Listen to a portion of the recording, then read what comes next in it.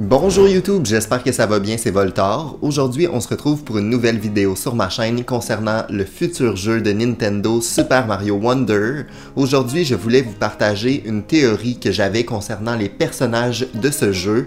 Donc, sans plus tarder, on va regarder ensemble quels pouvoirs spéciaux chacun des personnages pourrait avoir dans ce futur jeu. Sachez qu'on ne sait très peu d'informations jusqu'à maintenant, mais que selon moi, on devrait avoir un Nintendo Direct assez prochainement afin d'avoir plus d'informations et nous hyper avec quelques nouveautés concernant Super Mario Wonder. Sans plus tarder, regardons ma théorie ensemble. Selon cette théorie qui est quand même plutôt populaire en ce moment sur Internet, chaque personnage jouable aurait sa propre transformation avec un fruit et un animal différent. J'avais donc le goût aujourd'hui de vous partager mes idées concernant le duo de pouvoirs avec un personnage. Donc on sait déjà que Mario sera un éléphant dans le tout nouveau jeu.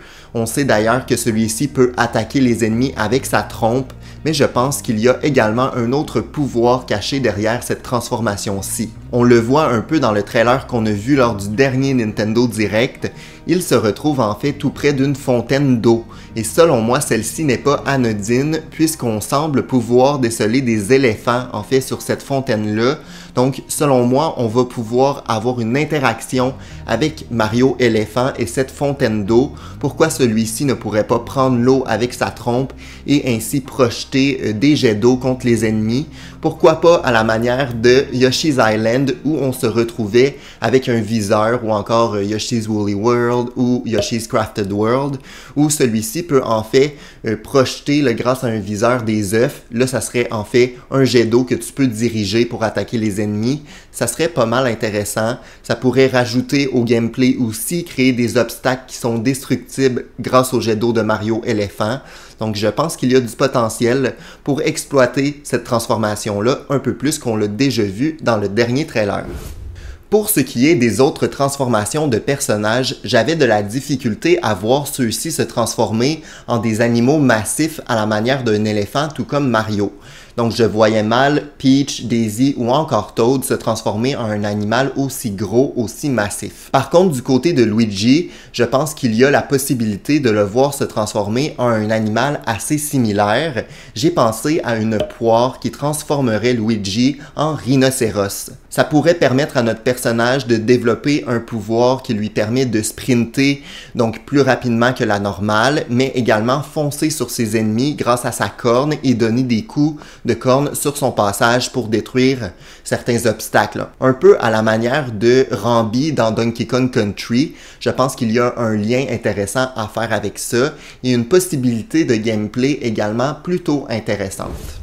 Du côté de Yoshi, j'avais pensé que son personnage allait pas avoir un gameplay de base similaire aux autres personnages qu'on a vus dans le trailer. Parce que on a rarement vu Yoshi, en fait, à part dans Mario Galaxy, obtenir des pouvoirs un peu différents qui lui débloquent des capacités. Donc, de base, Yoshi pourrait avaler des objets et les recracher, des choses comme ça, pourrait un peu plus planer, donc faire son move classique de Yoshi où il pédale un peu dans les airs, mais pourrait avoir une seule transformation grâce aux fruits. J'avais pensé à un fruit du dragon. Ainsi, on pourrait s'attendre que Yoshi développe des ailes et que celui-ci se transforme en réel dragon volant crachant du feu. Parce que si Yoshi avait accès au pouvoir de base, je trouve que ça ne ferait pas de sens parce qu'une simple fleur de feu pourrait lui permettre de cracher du feu comme tout autre personnage. Donc c'est pour ça que j'avais opté pour un gameplay plus classique pour le Yoshi de base, mais avoir un pouvoir plutôt intéressant où là il pourrait voler grâce à ses ailes et cracher du feu autant en vol que sur le sol. Plus de manière directe, donc en ligne droite, contrairement aux boules de feu qui rebondissent dans l'univers de Mario en général. Du côté de Toad, j'avais opté pour une noix de coco qui pourrait transformer Toad en singe. Celui-ci pourrait alors grimper sur certains murs, certains arbres qui se retrouvent dans le décor.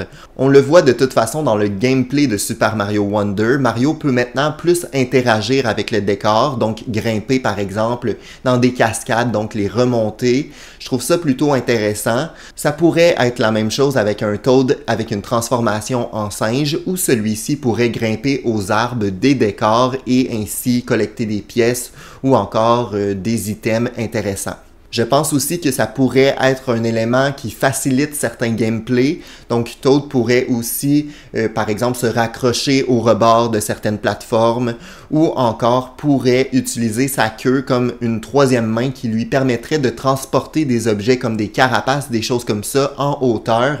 Et ainsi, il pourrait un peu lancer les objets quand il le veut. Il pourrait les transporter grâce à sa queue sur une certaine distance, contrairement à Mario qui peut transporter certains objets dans certains jeux, mais celui-ci est plus limité dans ses mouvements lorsqu'il le fait. Ok, je sais, c'est un peu poussé, mais je pense qu'on est là pour aussi imaginer ce que Nintendo pourrait créer avec Super Mario Wonder, même si ça semble un peu moins plausible de voir un singe Toad dans ce prochain jeu. Pour ce qui est de Daisy, j'ai opté pour un fruit qui représente son personnage selon moi grâce à sa couleur orange.